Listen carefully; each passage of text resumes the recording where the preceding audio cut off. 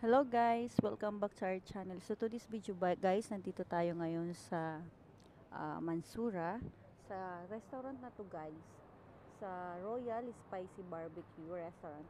Imagine guys, hindi sila nagbabayad ng sahod ng kanilang employee.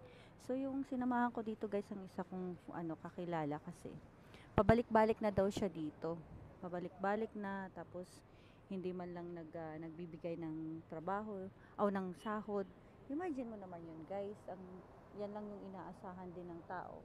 Kasi kung bakit may mga pending pa siya dito guys na sahod, kasi hindi na siya nag-continue dito mag-work kasi tinanggalan siya ng housing allowance. So of course naman guys, anong mangyayari sa 2,500 QR kung sa kanya pa lahat? So ngayon may pending pa siya na sahod dyan, so ayaw ibigay. At alam mo ba kung anong sabi pa? Nang didare pa sila. Sige, pumunta kayo sa police station. Mag-complain kayo, wala kaming pakialam. Imagine mo naman yan sila guys, kung ganyan sila. Ayan. Yan yung guys, yung na yan. Yan, ganyan sila ganyan sila guys kasama dito. So, imaginein mo, nag-ano sila guys ng mga customer, nagsiserve sila, pero ganyan ang treat nila sa employee nila. Diba, hindi napakaganda?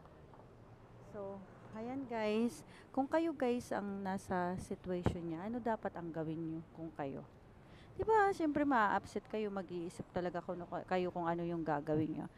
So, ayun, tumawag kami guys sa police, and then kinausap naman dito yung tangang tangang manager nila, kinausap, at nang didir pa, anong sabi niya, sige tumawag kayo sa police.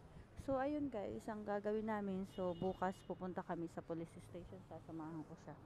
At magkukumplain talaga kami.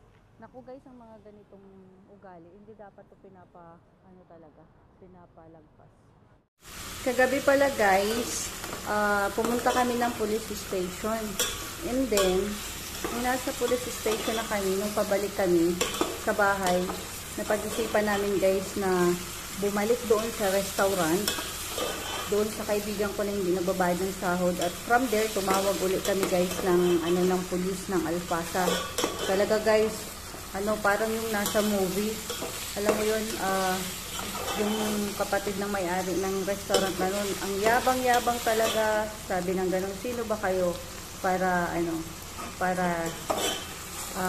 gagawa ng problema dito, sige tumawag kayo. So guys, tumawag nga kami kasi pinagsisigawan yung kaibigan, yung pakilala ko guys. So, ayun, dumating na guys ang police.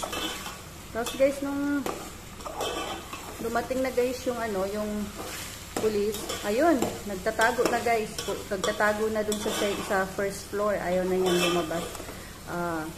Ayun, tinawag siya ng kakilala ko na pinapababa siya ng mga police. Tapos talagang nagmamatigas siya guys kasi ayaw niya. So, later on, umakyat guys ang ang police doon, at ayun, pinababa siya.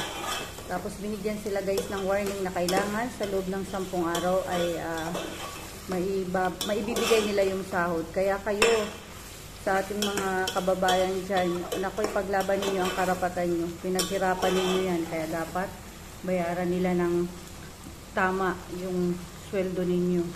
Thank you for watching. Bye-bye. Thanks.